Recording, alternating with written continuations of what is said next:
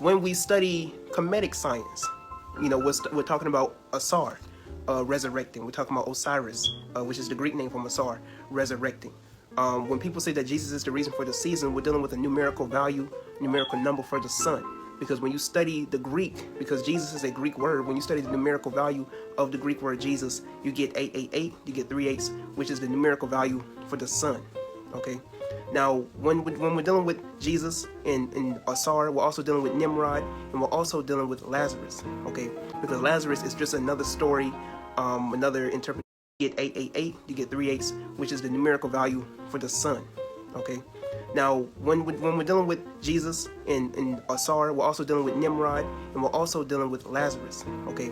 Because Lazarus is just another story, another interpretation of Asar, or that very Asar energy within you, that very Christ energy, Karas energy within you, okay? Now, when dealing with Nimrod, a lot of religious people would tell you that Nimrod was a rebellious hunter. He was a rebellious warrior, and he built the Tower of Babel, this, that, and the third. But you don't see this in Scripture. Okay, and these are fables that were created by Catholic people. Okay, when we're dealing with Nimrod, Nimrod is nobody bad. When you really look, not only just within Scripture, but when you look in other cultures, because Nimrod is a very famous figure, especially when dealing with the Canaanite spiritual systems. Nimrod was not a particular bad person. Matter of fact, when you study Orion, right, the constellation of Orion the Hunter is Nimrod, but Orion the Hunter is also Asar. Okay, now one didn't come before the other. I would argue within history, these both of these perceptions were given birth at the same time.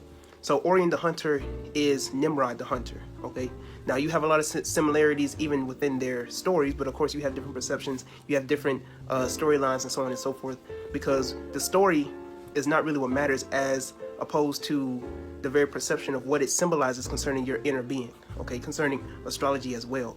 So when dealing with Orion the Hunter, you're dealing with Nimrod, okay? And so Orion the Hunter, Asar, was killed, right, murdered by Set, right? And so Set divided his body into 14 pieces. Now, when you study Orion the Hunter in the constellation in the sky is made up of 14 stars, okay? And this represents the 14 body parts of Asar, or Orion, okay?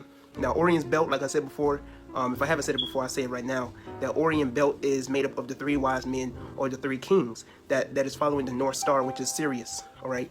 So Sirius is the North Star, right? And so Orion's belt, and when dealing with Sirius, you're dealing with the Crux, or the Southern Star, or the Southern Cross, excuse me, where the sun enters into the Crux constellation and stands still for 3 days, and then is resurrected or reborn or rebirthed, and enters or goes on to go into the spring equinox, okay?